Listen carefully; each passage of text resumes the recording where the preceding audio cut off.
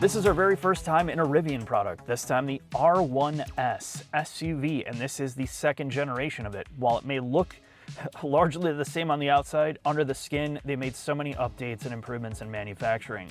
We were lucky enough to talk to the engineers on drivetrain and body. Very special thanks to PR for giving us that time and energy to let us understand what they were doing here, so we're going to talk all about that in this video. So let's start with what we already know. The SUV form factor here is designed to be an actual off-roader truck. This isn't some lifted up CUV car thing. It's fast as hell. You could take it to the track. I know that's hilarious, but it does perform there. And it gives you all the lifestyle things that they want to try to sell. So on the outside, it's this big boxy look. A lot of people love it because it's that kind of retro future thing going on, but there's still a lot of aerodynamic efficiency built into it. Underbody, overbody, they really did focus on this because electric vehicles, even though this isn't, the primary focus wasn't efficiency here, this is a big vehicle and battery technology isn't where it needs to be to deliver everything that you want. So they did focus on a lot of aerodynamics. Now let's talk about the interior space. This is more of that retro future look. It reminds me of my grandpa's living room with the dark wood and the floor mats, but it is a very clean aesthetic.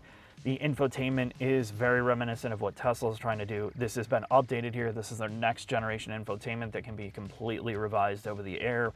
And while this is one of its first iterations, I'm going to talk about some of the problems in a minute. It is largely very aesthetically pleasing, and it does do a good job at night of not blinding you. You can control the screen brightness quite a bit and dim it down, which is also a blessing. And they do consolidate most of all their functions into one of their drive mode screens, where you can control drive mode, ride height, suspension settings, and then of course battery temperature, electric motor temperature, and your tire pressure. It's a great setup, and because it's running Unreal Engine, there's some neat graphical tweaks in camping mode and just your drive mode where you can kind of see the car. It's gimmicky, but it works. The negatives here are because everything's in the digital domain, you know, steering wheel adjustment, mirror adjustment. The only thing that's physical is your window switches, your wipers, and your drive selector, park, drive, and neutral. Everything else is in the touchscreen, including the vent control. There's no manual vent control. They're all on electric actuators, so you have to use a touchscreen to adjust your vents. And it's little things like this. I don't think they found a great balance of physical versus digital. So there's certain things that overload this, and you can tell that right away. The software optimization isn't there. But if you work within the confines of knowing they're going to update this and improve upon it, you're going to be okay with it. The audio system. The audio system is their Dolby Atmos setup, although there's no branding on here anywhere at this point. And I know they're going to do an over-the-air update to improve upon this. They do give you a digital EQ, which is great. Most brands don't do that anymore. The adjustability is great, but this audio system does not test well at all. You can tell there's some phase issues or cancellation issues, or even maybe just driver placement problems. There is a massive swing, and you can see it in the frequency response chart where it's this up and down and up and down and up and down, and it's like a 10-15 dB swing. And if you get closer to the steering wheel, especially if you're a shorter person, it sounds like the speakers are in a cardboard box over your head. The sound stage is destroyed. The sound is very muddled. There's just a lot of lack of realism in its sound. And I'm just going to leave the graphs there so you can take a look at them, but it's definitely needs some work. Let's just put it that way. The interior space in terms of usability is just such a highlight. You know, you're going to be living in this thing. Door pockets are amazing. There's this elastic strap that allows you to stretch it out to fit basically anything in there. The fit and finish of everything feels really solid in here. The steering wheel's beefy. The seats are really supportive.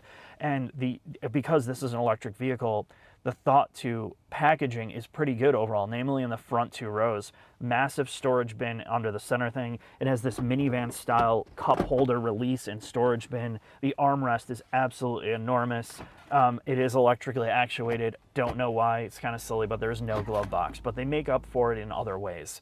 You can really adjust these seats great, but one of the negative parts about the front seats especially is the headrests are like concrete. I know this is supposed to be that off-roady supportive seat, but on long distance travel, you put your head back and it's just, there's no give in it, and there's no adjustment in the headrest either, which is kind of frustrating.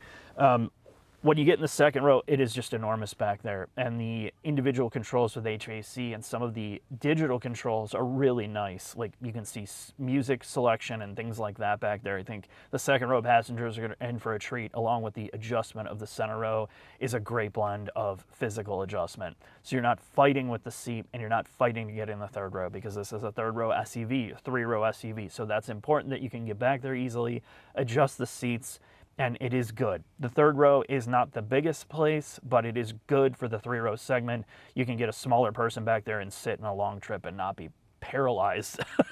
When you put the third row down, which is electrically done through the back, so as long as there's no obstructions, that third row pops down very easily, but it is very frustrating to get it back up. There's no straps to like release the seats and pull them back up. So once they're down, you're literally crawling in the back. It's really kind of an oversight. There's great storage under the floor in the back. When you take the little organizer tray, you can fit a big kind of suitcase or smaller luggage in the back. There is a usable frunk in this. A lot of electric cars fail on this front. The frunk is a godsend.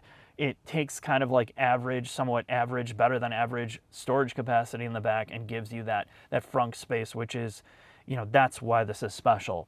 The third row, the third row size and capacity of this back is about on average between like a Pilot and an X7.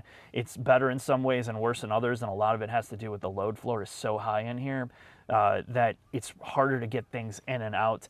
But the storage, once you realize that the wheel arch humps don't intrude into the rear cargo space like a lot of internal combustion vehicles, it does do a good job of storing stuff. You can fit a lot of crap back there, and that's no joke. We did this on a long trip, and we didn't want for any more space. So it's good for a family in that regard. The only problem that we had overall was the rear lift gate, where you kind of have that split tailgate down. When you push it back up, it doesn't latch on the left-hand side, and you have to like force it closed on the left to get the hatch to lower. We're trying to figure out why the lift gate would not close, but it's just an assembly issue. And there's little things like that, but honestly, this is really well built overall. This generation, they did a great job. So I'm going to take this in the shop, and we're going to talk about some of the technical and engineering parts of what makes the Rivian R1S special. Underneath the second generation R1, there's an S and a T, and while they're largely similar, of course there's some tuning differences because one's a truck, one's an SUV. We had the opportunity to talk to a few Rivian engineers, one on the propulsion side and one on the body side, and they've both been there for quite a while, and they've walked us through kind of the evolution of this platform. Now with the second generation vehicle, they've made some pretty major changes.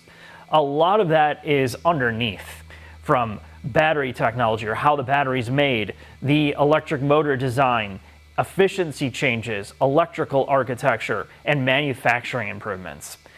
Over 10 years ago, they were kind of working on this idea that they wanted to make a truck, an EV truck. They did not want to make some small CUV thing or a sports car kind of jacked up on stilts. From their focus, from their motor design, their battery pack design, and even their commercial aspirations, they wanted something that could do true off-roading, that had extreme high performance, starting with a quad motor system, a true quad motor, one motor at each wheel. So they were really trying to shoot for the moon in terms of what they could do and what they could accomplish from a flagship perspective. And some of those decisions have carried on today. They're really one of the very few that have made a true electric truck that has off-road capability, extreme off-road capability, some towing capacity, like 11,000 pounds on the truck, 7,000 for the SUV, and a massive battery pack. So some of those constraints that they built in from the start didn't allow them to scale this completely out. So this is, again, truly a truck. They had to make compromises, the fact that they didn't miniaturize every single component. They had very beefy electric motors that could handle duty cycles of also carrying that design into a delivery van for Amazon. So a lot of these technologies have been really thought about in that way. So where we get to today, they've brought a lot of this stuff in-house. Originally, they wanted to do their electric motors in-house, but they started with Bosch. And now they have their own electric motor designs, quad motor, dual motor, and single electric motor. So they can pair those electric motors in multiple configurations. They've had to make some changes, though, in their tuning philosophy because their control strategies change, microprocessor controls change, the speed at which they can deal with these systems have improved, and they've learned a lot. Things like recalibrating the suspension around the fact that their Gen 1 vehicles of the R1 were a little bit too firm, too harsh, more performance oriented. So they went back to the drawing board and looked at how to recalibrate the suspension to make it more livable, a little bit more soft and compliant, while not sacrificing all the off-road capability. One of the biggest changes and improvements to performance was switching to a zonal architecture, which meant removing 1.6 miles of electrical wire. That also was partly because they cut their ECU count down from 17 to 7 ECUs, and those 7 ECUs are much more powerful. So the systems are able to communicate better. It's just basically cleaning up all the design they had from a long time ago, making it more efficient today to control all of these very complicated systems they're putting at play, namely for off-roading. Now, because these were designed to be trucks first, when they brought their electric motor design in-house, they are far more beefy than what you see on traditional commodity EV SUVs. Even the gear train, the gears are much larger. And the overall gearing of these are skewed more towards performance versus efficiency. They have made improvements, of course. They knew cooling was an issue, which they solved by switching over to an oil injection system versus traditional coolant. They are iterating their electric motor design and splitting up their teams to have a 2-year life cycle now on their electric motor design, because it is that actual knowledge base and iteration is moving so fast with simulation data. So that's where a large majority of their work has been going. The next big element of a vehicle like this is suspension design. They use these Monroe dampers or Tenneco dampers that are also attached to air springs. Each corner of this car has accumulators, which runs hydraulic fluid to make constant changes to the suspension, which allows this insane articulation. While there are differences between the truck and the SUV breakover and departure angles and ground clearance, they are both extremely capable off-road, and that was something that they wanted to prove out. And a lot of that ties into controls, how they're able to control each wheel in the quad motor setup, or in this case, we're under the brand new Tri-Motor setup, that allows them to have that single electric motor on the front that is open differential and then have individual control of each rear wheel. They're able to really do things that you couldn't do with a traditional vehicle, where you're tied to having a drive shaft and mechanical differentials.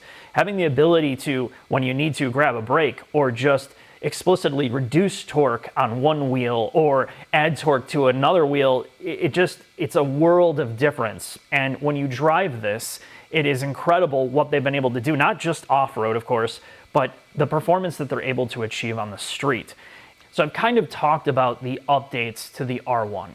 This next generation version, in terms of suspension kinematics, body and white, it is all the same. So why is it new? Well, a lot of this has to do with the fact they've made so many changes to manufacturing. The manufacturing improvements allowed them to get this through the plant flow much quicker. It's less costly to design and less costly to service because of these improvements they made. They've also made major revisions to the battery pack and the way that it is designed and assembled with the extrusions. Before, they were telling us that it took about 8 hours just to get to the fuse relay pack. Now they've made changes, consolidated, it just is a much more clean assembly. It's also easier to get in and out and easier to service to do basic things. So again, it's about understanding the fact that when you start from the ground up, and the best way I can explain this is, if you go and do a major house repair for the first time, you're gonna redo your wood floors in your house, or you're gonna rip out your HVAC and you've never done it before. It might take you 10 times as long to do it the first time you do it, until you realize like, oh, I shouldn't have done that. Oh, I could have done that. It's no different from making a car from the ground up. You know, you look at brands like Toyota and GM and some of these other brands that have been around for 100 years, they have all this know-how of how to iterate, right? A lot of times they're not innovating anymore. They're literally just taking what they have and tweaking one thing. They might just make a couple weld differences, or make a change in a subframe or a bushing, or make some manufacturing improvements that don't have to literally rewrite the book, and they can spin up 5 different models off that same platform they've been working on forever. Whereas these guys, it's not that easy. They have to take their lumps and they have to fix their mistakes, learn from their mistakes, and make these improvements going forward. So I talked about some suspension changes, right? And this is, again, another one of their learnings. They knew that they went too aggressive up front. The ride frequency was high. So they wanted a high performance vehicle, but they knew they could dial it back. And some of the improvements that they made were the front rates are down about 5%. They fixed the pitch balance. The rear are up. The roll balance is mostly hydraulic changes. They reduce the sporty nature of the original system by tuning the accumulator for hydro pressures and curves. So because of each shock having its own hydraulic regulation, just by changing those pressures, they're able to essentially create a better riding vehicle. These are very, very complicated systems, mind you, that we could do an entire episode about how they control all this, but a lot of that is all done through software. They have to create and do all the controls in-house, because now that they have their own electric motor design and a lot of these systems, you can't just buy something off the shelf to control your own hardware. The big thing with trying to handle most of the controls through the electric motors is you don't want to lean on ABS or brake stability. With the exception of off-road, there's huge advantages to that. But on the street, the brakes are slower to react than what you can do with electric motor control. And you don't want to be hearing the ABS pump going off or trying to brake each wheel of the car. So they really do try to handle the motor control as much as possible without leaning on the Bosch side of it. Now, before I get into the battery discussion, this vehicle is made in Illinois, our home state. While production's here, this does use a global supply chain. So you'll see parts from all over the globe. It's one of the reasons and how they get their suppliers to drive down costs to make this somewhat more affordable. But you're gonna wanna know about the battery packs, because that's kind of a big deal. For the R1, they have 3 different battery pack options. That starts with a standard range pack that gets you 258 miles of range, a large pack with 330, and the max pack, which has 140 kilowatt hours usable, that will get you 420 miles of range driving in conserve mode in the most optimal conditions possible. So let me run you through this. A 140 kilowatt hour battery pack is absolutely enormous. It's one of the reasons why this vehicle is so heavy. To charge that at home on a level 2 charger, 240 volt system, it took me from about 10% over 15 hours to charge this. So that's like an overnight plus proposition. So it's one of those you're gonna have to be aware, just, you know, like a normal EV with a smaller pack, when you see 20%, not the end of the world. This, you have to plan around it more. Rivian also has their own charging network called the Adventure Network, which we had 0 issues with. That charges at about 175 kilowatts. And the Electrify America chargers, we got almost 190 kilowatts. So charging speed really wasn't an issue. This is also on a 400 volt architecture, and this is compatible with Tesla's supercharging network via an adapter, of course. This uses CCS, and of course you can use the NACS. So the thing is, you might wonder, and Jack asked why they're still on a 400 volt architecture. Why not 900? Why have they moved it up? So the electric motors are future-proof for that. They can switch. But like I said earlier, when you're building a car from the ground up, they have to make sacrifices of where the budget is in the plan. And right now, moving to a 900, 800, 900 volt architecture with the charging infrastructure doesn't bring a lot of benefit. And because most people on the public side are going to use superchargers or the Tesla network to charge this, they're capped at for about 500 volts. So if you go out and you have a 900 volt architecture, it requires more programming and more changes to the inverter. So again, it's about budget. That's not the priority right now. And for most charging, the 400 volt architecture is just fine. You just, again, have to be aware what you're dealing with here. A very large battery pack takes a long time to charge. But we're gonna take this out on the road and see how it drives. And Jack's gonna talk about his track experience and just what it's like driving on the highway.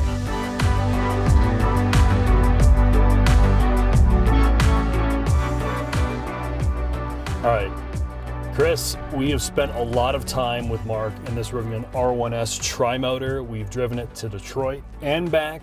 We've put 1,200 miles on this thing. We've had it for 3 weeks. And now it's time to drive the Rivian and talk about this thing. So launch control is on. We're in sport. Traction and stability control are off.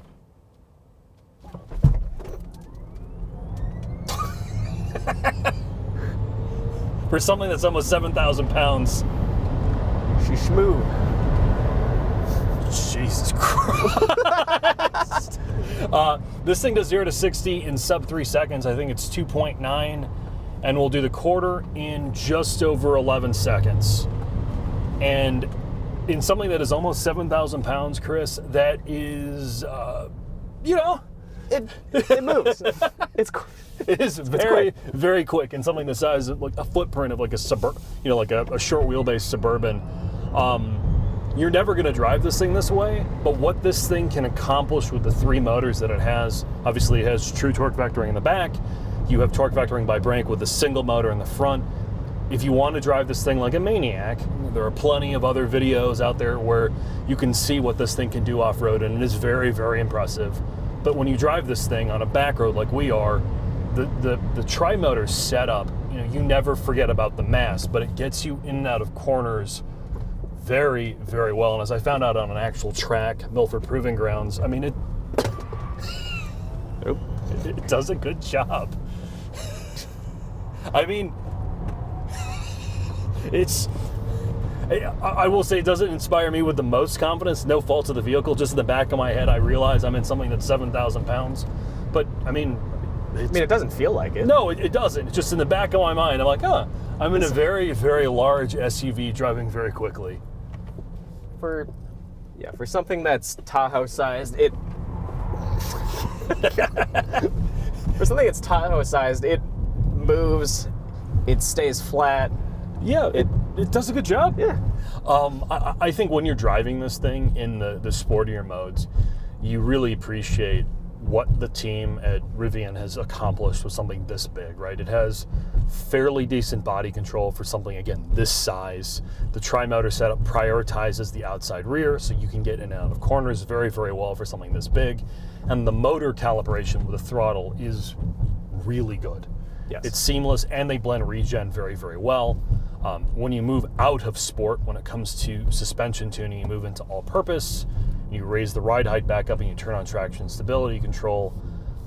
The ride quality in this thing falls somewhere between, like, I think a more traditional luxury SUV like an MDX and something very, very expensive like a Cayenne. It doesn't absorb the bumps anywhere as well as like a Cayenne with Air Ride does, but I think it does a pretty good job overall. I mean, what did you think? You and Mark drove this back for, 5 hours without me? Yeah, we had it for a long time. It rejects large bumps very, very well, and it stays really composed through that. Small bumps, stuff like this, yeah.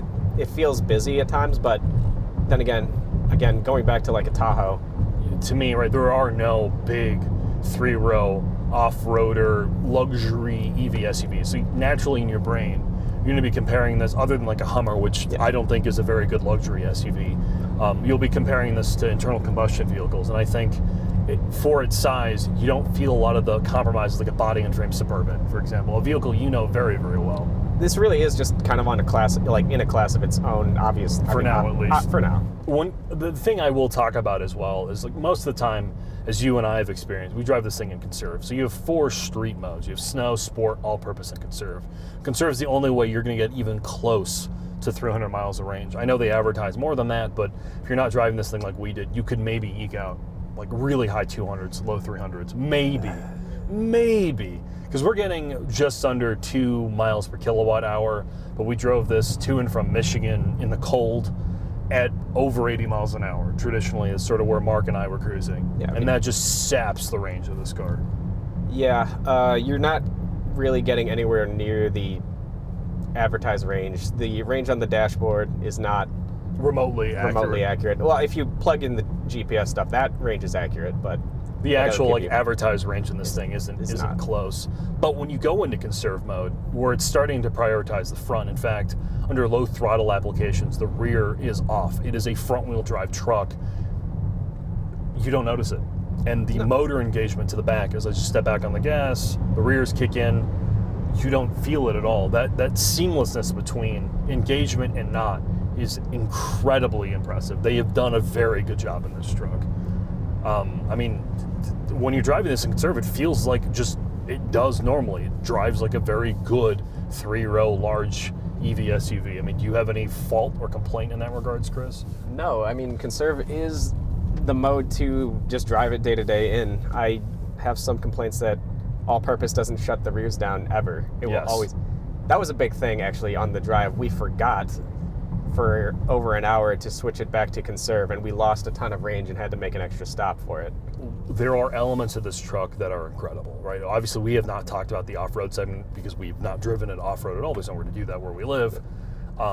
And the on-road dynamic stuff is great. I just feel like some of the mode stuff in this car isn't as idiot-proof as maybe as it should be, right? When you are an all-purpose, to your point, at least in our experience, the rear never kicks off, which does hurt range. And I feel like most of the time, I think all-purpose is like the general mode. None of my complaints with this vehicle have to do with how it drives at all. Like, in actuality, I mean, it drives great, rides great, drives like a normal car. My one complaint is you can't turn regen off. I want the ability to coast in some traffic situations, and you can't do that because... But how they decided to program it. Yeah, other than that, again, it's impressive. It's highly impressive. I don't fault anyone for wanting to buy one of these second-gen R1Ss. Gets in and out of corners well. I mean, it's a very cohesive driving truck. We've talked about the flaws from an interior packaging perspective and some of the compromises in the shop. So I think it's time for Mark to wrap this up, Chris.